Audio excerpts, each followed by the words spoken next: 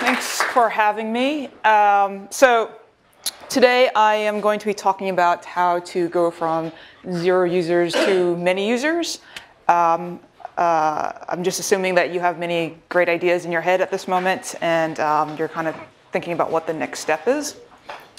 So I wrote this up early this morning, and a lot of this is based off of mistakes I've made in the past. So as Sam mentioned, I went through YC in 2010 and spent 3 years basically going back and forth, pivoting a bunch of times, starting over a bunch of times, and have learned a lot about what not to do if I were to start another startup after HomeJoy, if that should ever happen. And so a lot of it comes from failure and just telling you about what you shouldn't do, and kind of making generalizations of what you should do from that. So just a reminder that this is sort of, all advice you should take as directionally good guidance. Like it's kind of in the right direction, but every business is different. You're different. I'm not you. And so just take everything with, that in mind. So since this is a college course, when you start a startup, you should basically have lots of time on your hand to concentrate on the startup. And I'm not saying you should, quit school or you should quit work. What I'm saying is you should have a lot of time, compressed time in a row, really dedicated to immersing yourself in the idea and developing problems or developing the solutions to the problem you're trying to solve. So for example, if you're in school, it's better to have 1 or 2 days straight per week on working on your idea versus, spending 2 hours here and there every single day during the course of the week. It's sort of like, I think this is engineering class, so it's sort of like coding. Like there's a lot of context switching and just being able to really focus, really focus and immerse yourself is very, very important. So like I said, I sort of first, when I wrote this up, was thinking, what are the things that some people do or most people do that is not the correct way to do a startup? And sort of the novice approach, I think, is what you see up here, which is, I have this really great idea. I don't want to tell anyone about it. I'm going to build. I'm going to maybe tell 1 or 2 people, and then I'm going to launch it on, I'm going to launch it on TechCrunch or somewhere like that. Then I'm going to get lots of users. But what really happens is because you did not get a lot of that feedback and stuff like that, maybe you get a lot of people to your site, but no one sticks around because you didn't get that initial user feedback. And then, if lucky enough you have some money in the bank, you might go buy some users, but sort of it just whittles out over time and you just give up. And it's a sort of a vicious cycle. And, I actually did this once, and I did this while I was in YC, and that was, like when I went through YC, I didn't even launch a product. Like I didn't even launch on TechCrunch, which is the thing that you should definitely do. And so you don't want to ever get into that cycle because you'll just end up with nothing good. So the next thing is, you have an idea, and you should really think about what the idea is really solving. Like, what is the actual problem? And so the problem statement you should be able to describe it in 1 sentence. And then you should think, how does that problem relate to me? Am I really passionate about that problem? And then you should think, okay, it's a problem I have. Is it a problem that other people have? And sort of verify that by, just going out and talking to people. One of the biggest mistakes I've made is, we started, my co-founder and I, who is also my brother, he and I started a company called Pathjoy in 2009, 2010. And our goal was basically to, we had 2 goals in mind. One is to create a company that made people really happy, and create a company that was very, very impactful. And so a good proxy for that is to just create a huge, big company. And so we thought, okay, here's sort of where we're going to solve is, make people happier. And we first went to the notion of who are the people that made people happy. And we came up with life coaches and therapists. So it seemed kind of obvious to just create a platform for life coaches and therapists.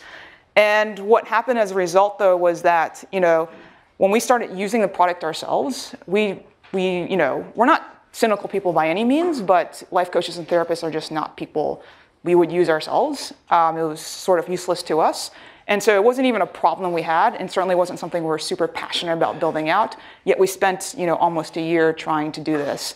And so if you just start, from t equals 0, just like think about this before you even build any product, I think you can save yourself a lot of headache down the road from doing something you don't want to do.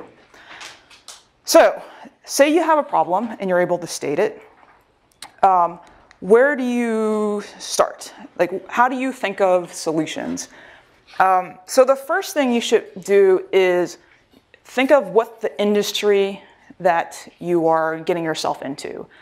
Whether it's big, whether it's huge, you should really immerse yourself in that industry. And there's a number of ways to do this. One is, to really become a cog in that industry for a little bit. And so it might seem a little counterintuitive to do this because most people say, if you really want to disrupt an industry, you should really not be this, player in it. You should, someone who spent 20 or 30 years in an industry probably does, sit in their ways and is just used to the way things work and really can't think about what the inefficiencies are or the things that you can, quote unquote, disrupt. But, however, as a noob, coming into the industry, you really should take, 1 or 2 months just really understanding what all the little bits and pieces of the industry are and how it works. Because it's when you get into the details, that's when you start seeing things you can exploit, things you can really, things that are really, really inefficient and provide, huge overhead costs that you can cut down. And so an example of this is, when we started HomeJoy, we decided to go, we started with the cleaning industry, and when we started, we just were cleaners ourselves. And we started to clean houses, and what we found out really quickly was that we were very bad cleaners. And so as a result, we said, okay, we gotta learn more about this, and we went to buy books. And we bought books about how to clean, which helped maybe a little bit. We learned a little bit more about cleaning supplies. But it's sort of like basketball, You can watch and you can learn, or you can watch and read about basketball, but you're not going to get better at it if you don't actually, train and, throw a basketball around and throw into the hoop. And so we decided one of us basically had to go and learn how to clean. And so we went, or get trained by, a professional, some sort of professional training program if that existed. And that meant we actually went to get a job at a cleaning company itself. And the cool thing was that, I learned how to clean from, training for the few weeks that I was there at the cleaning company. But the even better thing was that I learned a lot about how a local cleaning company worked. And in that sense, I learned why a local cleaning company could not become huge like HomeJoy is today. And that's because they have, they're pretty old school and they have a lot of things. Just from anywhere from booking the customer to optimizing the cleaner schedules was just done very inefficiently. And so so when you go, if you are in a situation like mine where there's a service element of it, you should go and do that service yourself. If your thing is related to restaurants, you should become a waiter. If it's related to painting, become a painter and kind of get in the shoes of your customers from all angles of what you're trying to build. The other thing is there's also a level of obsessiveness that you should have with it too as well. Like you should be so obsessed to know what everybody in the space is doing. And it's things like, running a list of all the potential competitors or similar types of companies, Google searching it and clicking on every single link and reading every single article from search result number 1 to 1,000. I found all potential competitors, big and small, and if they're public, I would go read their S1s. I would go read all their quarterly financials. I would sit on the earnings calls. There's most of these. You don't get much out of it, but there's just these golden nuggets that you'll find once in a while, and you won't be able to find that unless you actually go through the work of getting all that information in your head. So yeah, you should become an expert in the industry. There should be no doubt when you're building this that you are the expert, so that people trust you when you're building this product. The second thing is identifying customer segments. So ideally, at the end of the day, in the end game, you've built a product or a business that everybody in the world is using.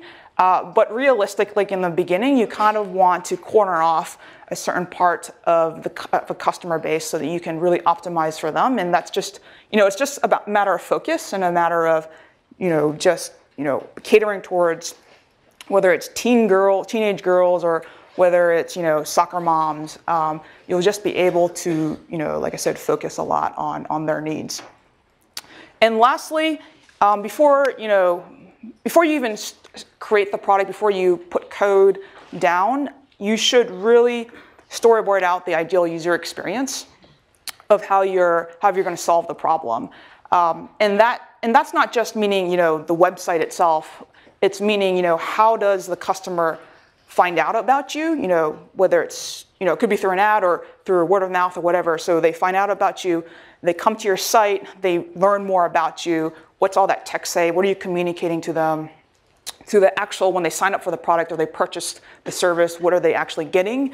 To after they finished using the product or after they finished using the service, what's, there's sort of like an evaluation period, like they leave you a review or they leave comments or whatnot, and just being able to go through that whole flow and visualize in your head, like just envision what the perfect user experience is, and then put it down on paper, and then put it into code, and then start from there. So you have all these ideas in your head now. You kind of know what the core customer base you want to go after is, and you know like everything about the industry. What do you do next? So you start building your product. And the common phrase that most people use these days is like, you should build a the MVP, minimal viable product. And I underline viable because I think a lot of people skip that part, and they just go out with a feature, and then the whole user experience in the very beginning is flat. So minimal viable product pretty much means, what is the smallest feature set that you should build to solve the problem that you're trying to solve. And I think if you go through the whole storyboard experience, you can kind of figure out that very quickly. But again, you have to be talking to users, right? You have to be potential users. You have to be seeing what exists out there already and what you should be building to solve their immediate needs. And the second thing is, before you put in things in front of a user, you should really have your product, a simple product positioning down. And what I mean by that is that you should be able to go to a person, and you should be able to say, hey, this does X, Y, and Z within a sentence. And so, for example, at HomeJoy, we started off with something actually super complicated. We're an online platform for home services. We started with cleaning, and you can choose, blah, blah, blah, blah, and it just went off for paragraphs and paragraphs. When we went to potential users to come on our platform, they just kind of get bored after the first few sentences. And so what we found out was that we really need this one-liner. The one-liner is very important, and it kind of describes the functional benefit of what you do. In the future, when you're trying to build a brand or whatnot, you should be able to describe what are the emotional benefits and stuff like that. But you're starting with no users. You really need to tell them what they're going to get out of it. So we simply, after we changed our positioning to get your place cleaned for $20 an hour, then everyone got it, and we were able to get users in the door that way. So you have a MVP going out there. Now, how do you get your first few users to start trying it? So your first few users should be, the obvious people, the people that you're connected with. You should use it, obviously. You and your co-founder should be using it. Your mom and dad should be using it. Your friends and coworkers should be using it. Beyond that, you want to get more user feedback. And so I've listed here kind of some of the obvious places to go to. And depending on what you're selling, you can take your pick of the draw here. So online communities, there's, on Hacker News now, there's the show HN. That's a great place, especially if you're building tools for developers and things like that. Local communities, so if you're building a consumer product, there are a lot of influential local community mailing lists, especially those for, parents So those are places you might want to hit up too. Okay, so when you go to, by the way, HomeJoy, we actually tried all of these. So we used it ourselves. That was fine because, I mean, we were our own cleaner, so that was pretty easy. And then our parents lived in Milwaukee, so we were based in Mountain View, so that didn't work. Friends and coworkers are kind of like in San Francisco and elsewhere, so we didn't have too many of them use it. So we actually ended up in a dead end of not being able to convince many people to use this in the beginning. So what we did was, because we're in Mountain View, some of you guys might know, on Castor Street they have street fairs there during the summertime. And so we'd go out and basically chase down people and try to get them to book a cleaning. And almost everyone would say no, until one day we just took advantage. You know, it was a very hot and humid day. And what we noticed was, you know, and this is like in any fair, people, you know, there might be arts and crafts and things like that, and random people will, you know, gravitate towards that, but everybody gravitates towards the food and drink area, especially on a hot day. So what we did was, okay, we figured we need to get in the middle of that, and by getting in the middle of that, we just took water bottles, froze them, and then we started handing out free bottles of water that were cold, and people just came to us. I think we basically guilt-tripped people into booking cleanings, but the proof in the pudding was that I figured most of these people were guilt-tripped into doing it, but when they went home, they didn't cancel on us. Well, some of them did, but a majority of them did not, and so we felt, like I thought, okay, that's good. I got to go clean their houses, but at least, you know, there's something we're actually solving here. And you know, I think showing up to fairs, or I know another startup in the last batch, I forgot their name right now, but they showed up, they were selling shipping type products, or trying to replace shipping products, or the concept of mailing stuff. And so they would show up to the US Postal Office and just like find people who were trying to ship products and just take them out of line and try to get them to use your product and have them ship it for you. So you just have to go to places where people are going to really show up, and you know, your conversion rate is going to be really, really low, but to go from 0 to 1 to 3 to 4, these are kind of things you might have to do. Okay, so you got some users using you. Now, what do you do with all these users? Customer feedback. So one, the first thing you should do is make sure there's a way for people to contact you. So support@homejoy.com. Ideally, there's a phone number. If you hook up a phone number, one really good idea is to make sure that you have voicemail or something like that, so you don't have to be picking it up all the time. But in any case, a way for people to get inbound feedback is good.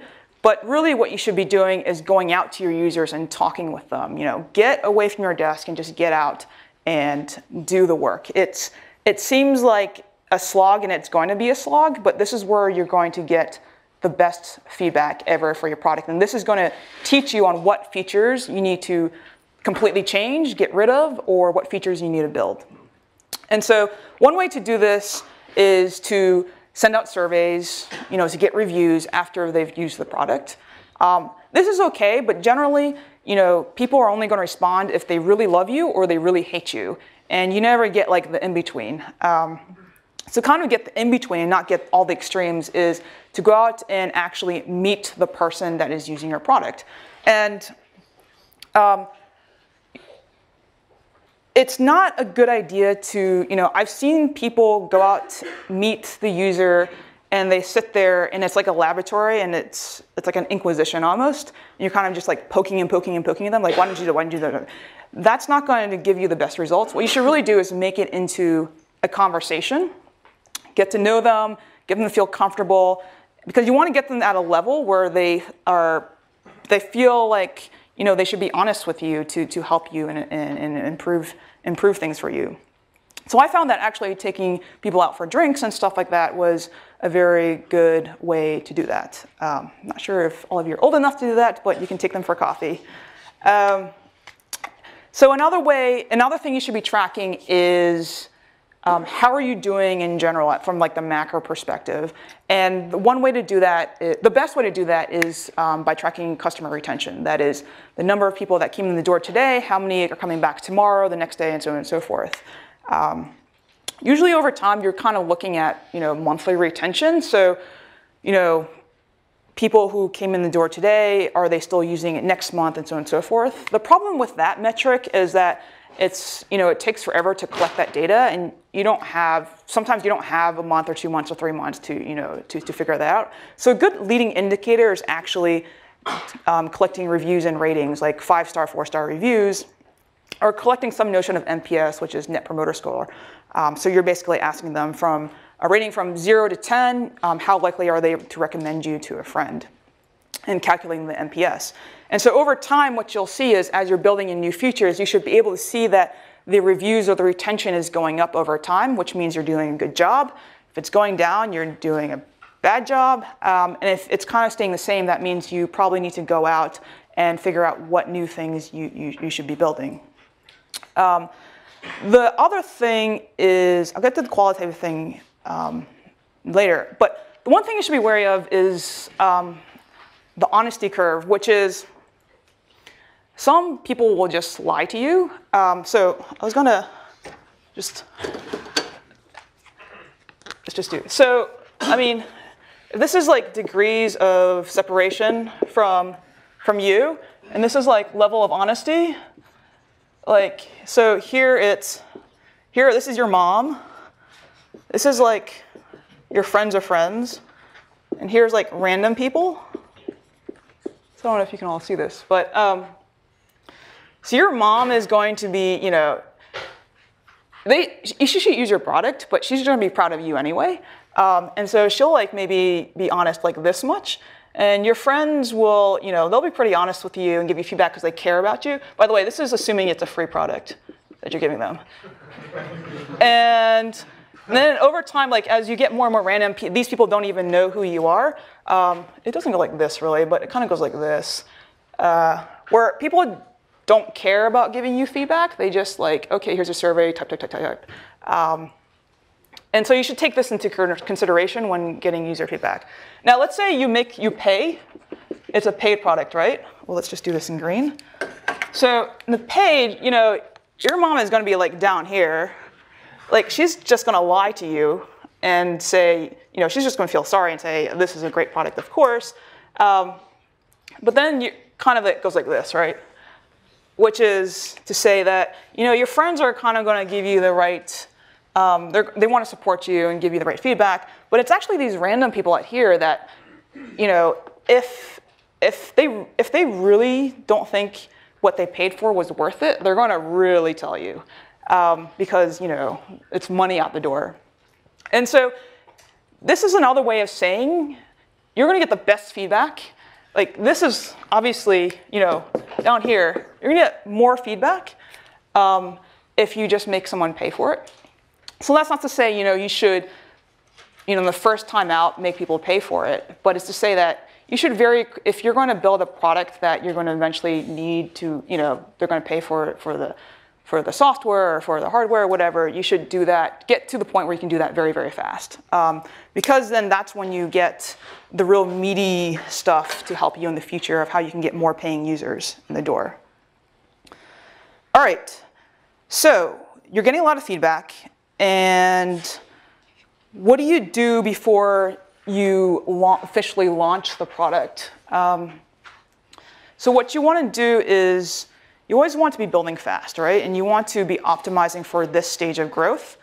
That is, you might have 10 users at this point. There's no point in trying to build features for the point when you have 1 million users, right? You want to optimize for the next stage of growth, which is going to be 10 to 100 users. Like, what are the features you really need for that? And just go with that. And basically on the slide is just many ways of stating that notion. Manual before automation. One of the things that I found when building a marketplace is that process is very, very important over time as you scale. But you need not try to automate everything and create software to just have robots just run everything. What you really should do to understand what you should build is to manually do it yourself. And an example of this is when we started taking on cleaning professionals onto our platform, we would have them we would ask them a bunch of questions over the phone, and then in person we asked them a bunch of questions too. And then they would go to a test clean, and then they would, get onboarded to our platform if they were good enough. And so this took doing all this question askings for that many candidates. We had about a 3 to 5% acceptance rate. And so you can imagine all the people we were talking to in the beginning of the funnel that never even made it onto the platform. But what happened over time was that we learned certain questions that we were asking were indicators of whether they're going to be a good or a bad performer on the platform. We through just like data collection and just looking at everything, we could just ask on an online form. So that's when we put in an online application. They could apply, and then we would ask them maybe several of the questions during the in-person interview.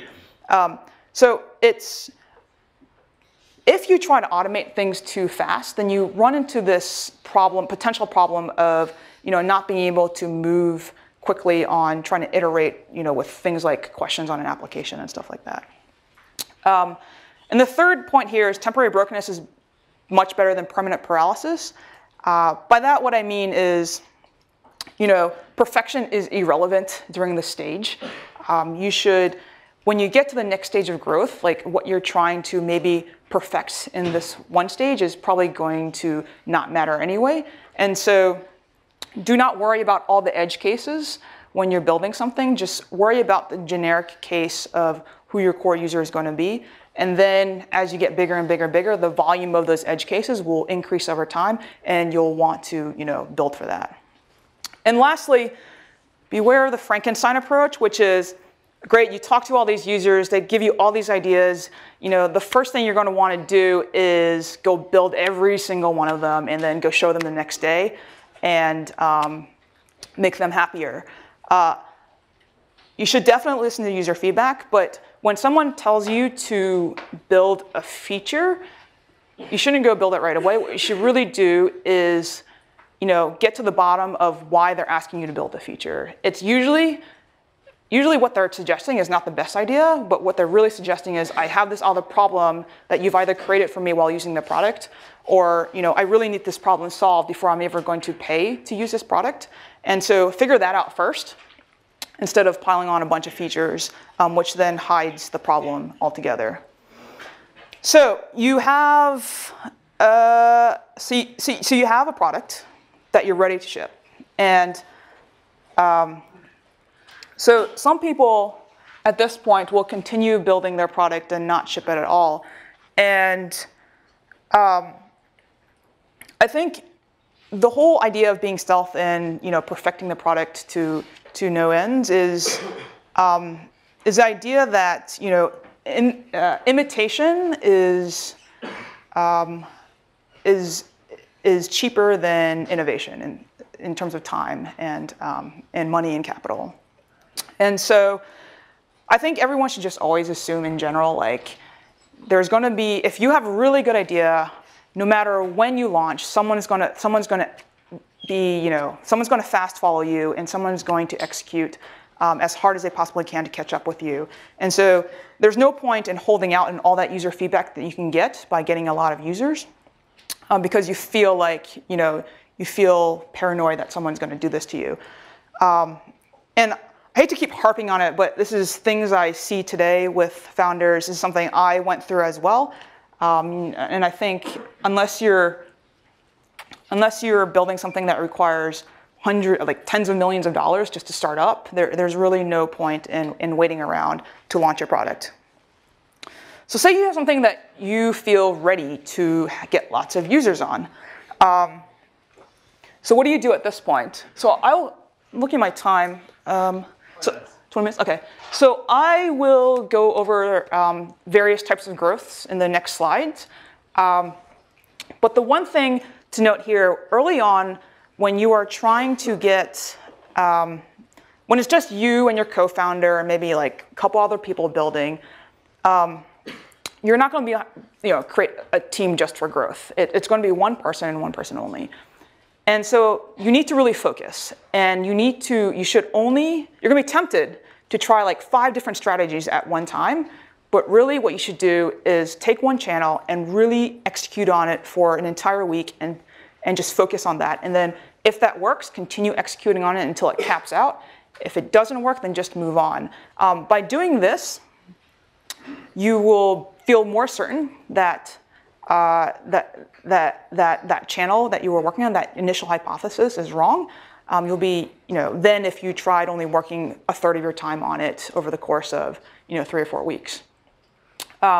So learn one channel at a time. Second is always when you find channels that work, you find strategies that work, always be iterating on it. You can potentially give it to someone, like create a playbook and give it to somebody else to iterate on it. But these channels always change, anything from Facebook ads to, even Google ads to, the distribution channels, the environments that you don't control change all the time. And so you should be always iterating and optimizing for that. And lastly, in the beginning, you're probably not, when you see a channel that fails, you just get rid of it and go on and move on. There's many other things to try. But over time, go back to those channels and look at it again. So, and what I mean by that, as an example, is in the beginning at HomeJoy, we had no money. So when we tried to buy users from MaryMaid, or not from MaryMaid, that's just an example of a competitor. But we tried to buy Google ads to get users in the door quickly. And what we found was that MaryMaids, MollyMaids, all these other national companies, they had more money than us. They were making a lot more money on the job than us. And so they were able to pay for users at a much higher CAC, they were able to acquire them at a much higher cost than us. And so we couldn't afford that. And we had to go to another channel, which turned out to be something else. But today, we make more money on the job. We're much better at certain things. And so we should probably revisit the idea of buying Google ads and going to the SEM channel. And so that's what I mean by that. And the key to all this is creativity. Performance marketing, or marketing or growth in general, can be very technical, but it's actually technical and you have to be creative, because if it was really easy and bland, like everyone would be growing right now. And so you always have to find like that little thing that no one else is doing and do that to the extreme. So there are 3 types of growth. 3 types of growth: sticky, viral, and paid growth. And hopefully I'll get enough time to talk about all of this. So really briefly, sticky growth is trying to get your existing users to come back and pay you more or use you more. Second is viral growth. So that's when people talk about you. So you use a product, you really like it, then you tell 10 other friends, they like it, and that's viral growth. And the third is paid growth. So if you happen to have money in the bank, you're going to be able to perhaps use part of that money to buy growth. And the central theme I'm going to go through is sustainability. There's a lot of, by sustainable growth, I mean, you're basically not a leaky bucket. Money you put in or time you put in has a good return on investment on it. So sticky growth is, like I said, getting your existing users to keep buying stuff. So the only thing that really matters here is that you deliver a good experience, right? If you deliver a good experience, people are going to keep wanting to use you. If you deliver an addictive experience, people are going to keep wanting to use you. And the way to measure this and to really look at this and how you're doing over time of whether you are providing good sticky growth is to look at the CLVs and retention cohort analysis. Now, does anyone not know what cohort analysis is, or should I go over it? Okay, so I'll go over it. Okay, so CLV is, some people call it LTV, is called customer lifetime, which is basically the amount of the net revenue that a customer brings in the door for you over a certain amount of period. So a 12-month CLV is how much net revenue does a customer give you over 12 months. And sometimes people look at 3 months and 6 months and so on and so forth. So when I say cohort, basically what you're looking at is, this is time. So let's just call this, yeah, time. So, and this is percent of users coming back to you. So at time 0, right, at period 0, we're at 100. I'm using 100%. So cohort is another name also for like customer segments and stuff like that. So you can, like, you might look at the female versus male cohort, you know, people in Atlanta, Georgia versus people in Sacramento, California. But the most common one is by month. So cohort equals month. And let's just say for this exercise, we are looking at like March of, I don't know, 2012. So March 2012, 100% of people, you'll have like, n equals 100 people. So 100% of the people obviously are using your product because, you know, that's the definition. Now, 1 month later, you might have, you know, the scale is not right, but 50% might come back, and so you come here. Now, in the second month, how many people that came in March come back in the second month, or 2 months later, and that might be, you know, down here. And so over time, you'll have a curve that looks like this. There's always some initial drop-off. You know, the reasons why people don't stay after the first use is, you know, it wasn't worth it, had a bad experience, stuff like that. And then over time, what you want is, you want this to flatten out over time so that your churn basically goes to 0%. That means you attrition out less and less users over time. And these over here kind of become your core customers. These are the ones that are like sort of staying with you for a long time. And now cohort analysis, or, you know, using this as a way to show if you have sticky growth or not, is, now say we're 1 year later and you've built a bunch of stuff, right? You graph out the same thing, and hopefully what you'll see is that you have a curve like this. That is, in the first period, even more people than 50% came back to you, and more people are sticking with you. A really bad, you know, retention curve looks like this, which is like, after the first use, they just hate you so much, no one even comes back. It's just like 0, right? And I don't know what kind of business that is. I mean, it's obviously a shitty business, but I can't explain a good business that has a retention curve like that.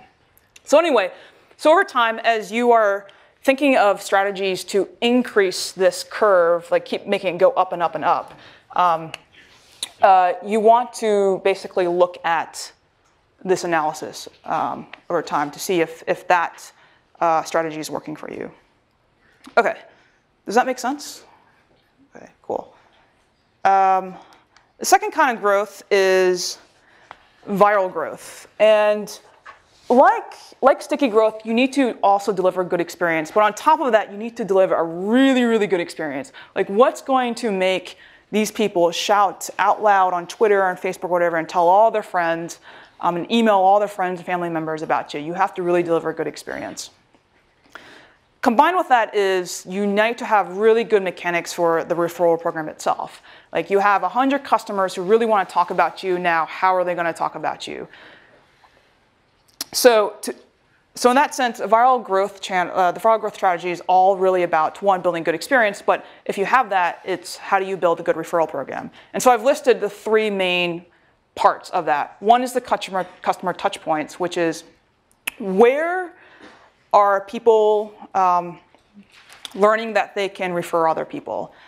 So that might be just, after they book or after they sign up, there is a, usually you see these like right after you sign up, for whatever reason, most people just immediately tell you to invite all their friends, even though you've never used the product before. And so, but that's a customer touch point. It's just right after you sign up. A better one is after they use the product after a while and you see that they're highly engaged, then to show them that link and get them to send it out to everyone. Another one is if you're doing more of a platform type play, like for HomeJoy, we actually go inside the homes. So another customer touch point is when the cleaning professional is inside the home, they can have a leave behind, and we can show them something there too as well. So you want to basically put the customer touch points and put the actual link or whatever it is, how they're going to refer all their friends, at a point in time when they're highly engaged and they're loving you. Second is program mechanics, and so that's sort of like, the most common thing I've seen is $10 for $10. That is, you get $10 if you invite your friend and they use it and they get $10. And so you should try different types of mechanics in that sense and try to optimize for whatever works for you. It could be 25 or 25. It could be 10 for 0. It could be many of these things. And lastly, it's when your friend clicks on the link, on your referral link, when they come back to the site, it's very important to really optimize that conversion flow of how they're going to sign up. And so sometimes you need to just sell them in a different manner, or upsell that their friend has suggested they use this, and so on and so forth. So all these combined, you need to really play around with these on different dimensions and come up with a good referral program. And lastly, it's paid growth. So examples of paid growth is this right here. And these are the most obvious ones, but I'm sure you guys can think of more. And paid growth is basically, you happen to have money, you can spend, you might have credit cards, whatever, but you can spend something to get users. So the correct way to think about paid growth is that, okay, you're going to put money, you're going to risk putting money out there. What are you going to get in return? The simple way to think about it is your CLV, your customer lifetime, the amount of money, the net revenue, the amount of money that people, that your customer returns back to you, is it more than your CAC? And your CAC is it's an abbreviation for customer acquisition cost. So an example is, you pay, actually the slide here has an example here. So say you run a bunch of ads, these are 4 ads, over 12 months, the customer is worth $300 to you. Each one of these ads, when you click on it, the CPC costs different types of money. And then when they click on it, when they click on the ad, then they have to come to your site and sign up or buy something. And the conversion rates are different for all these ads. And then, the CAC is calculated simply by the CPC divided by the conversion. And so you see that there's different acquisition costs for different types of ads. And to determine whether, that is a good ad or a bad ad, all you have to do is, CLV minus CAC, is it more than 0? If it's at 0, then that's fine, but hopefully it's actually more than 0, and so you actually are earning a profit on it. So you see that despite the CLVs remaining the same and the conversions being higher and lower, there's sometimes, some ads that might seem good actually don't seem so good at the end of the day. Now, the advanced way of looking at it is this. You can look at this for your whole entire customer base, for all, aggregating all your customers together. But the better way of looking at it is to break it down by customer segments. So, if you have, for example, if you're building a marketplace, I don't know, for country music, the CLVs of someone in Nashville, Tennessee is going to be much larger than the CLVs than the lifetime value of someone in Czechoslovakia. So, or I just assume that's the case anyway. So you want to make sure that when you're buying ads for these different types of cohorts or these types of customer segments, that you know what the differences are, and that you don't want to mix like everything together. So the last point on payback time and sustainability, I think a lot of businesses get in trouble and it turns into a bad business when they start spending beyond their means. And it has a lot to do with risk tolerance or risk, how much risk you're willing to take on. So when you look at these CLVs, let's just suppose, you get a customer for a customer is worth $300 after 12 months. That is, in the first month, they're worth $100. If you wait to the end of the 12-month period, then they give you the other $200. But if in the first period you're actually paying, $200 for them, then you're in the hole for $100 until the end of the 12-month period. And that's when you start getting into potentially unsustainable growth, which is something could happen where, at the end of the 12 months, you don't actually get the $200 from the customer, and you end up in a very bad situation. And essentially just at the end of the day, you could be running out of money. And if you're doing this with credit cards, you will definitely find that you're going to have to, declare bankruptcy very soon. So again, payback time is very important. A safe one to go with is 3 months. If you have very high risk, if you're very risk loving, maybe 12 months is better. Beyond 12 months is very much an unsafe territory. Okay. How much time do I have? 5 minutes. Okay. So I'll just go into this. So the art of pivoting. So a lot of people ask me, HomeJoy in its current concept was literally the 13th idea we fully built out and tried to execute on and try to get customers for. And so a lot of the questions I get is, how did you even get to that 13th idea? And how did you decide when to move on?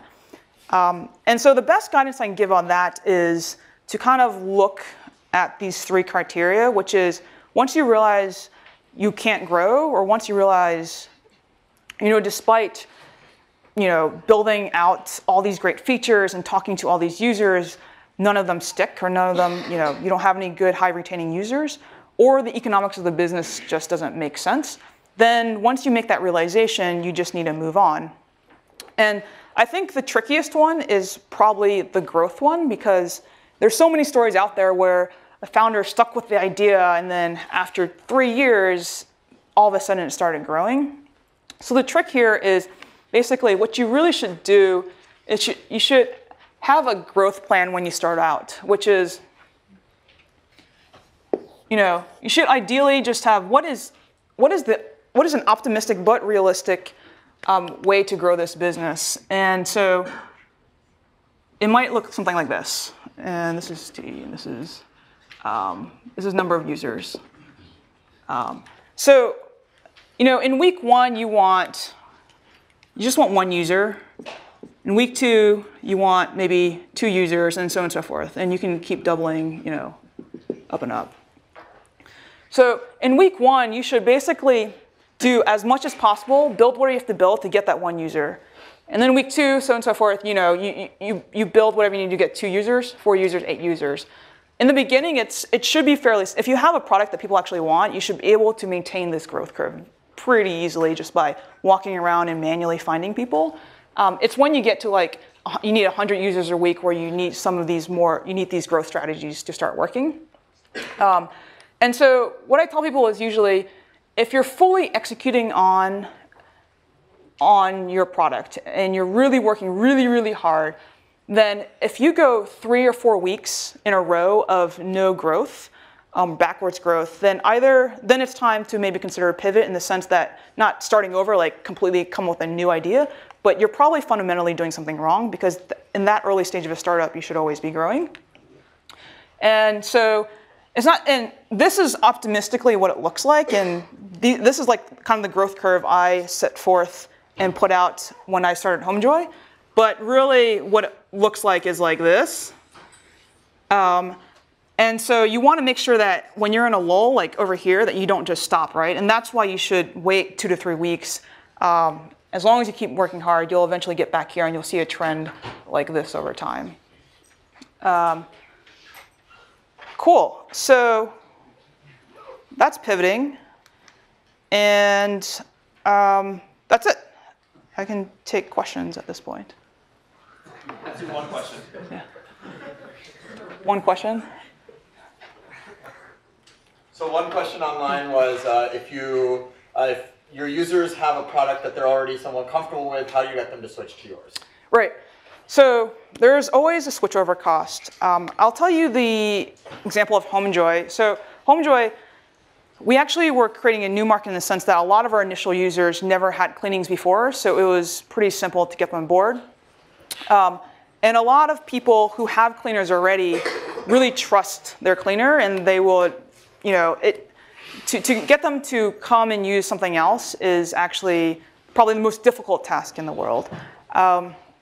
And so when you're building things and trying to get people to switch over to you, what you really need to do is find the moments where your product or what you're offering is much better or very much differentiated from the existing solution they have. So an example is someone who had a regular cleaner and maybe they had a party one day and they needed a cleaning almost the next day. And because HomeJoy in most of the areas has next day availability, they would just come to HomeJoy and use it because they knew they couldn't get their regular cleaner.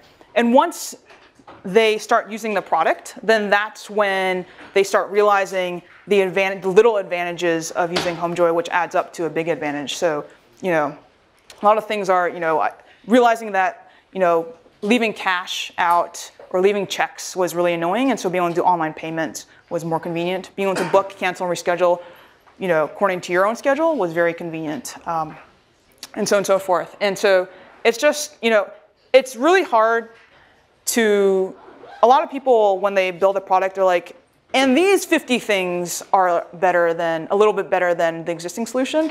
It's really hard, even if the benefits outweigh the switchover cost, it's really hard to actually tell that to a user and try to get them to aggregate all those benefits over many little things. It's better to just have one or two things that clearly differentiate yourself from a product.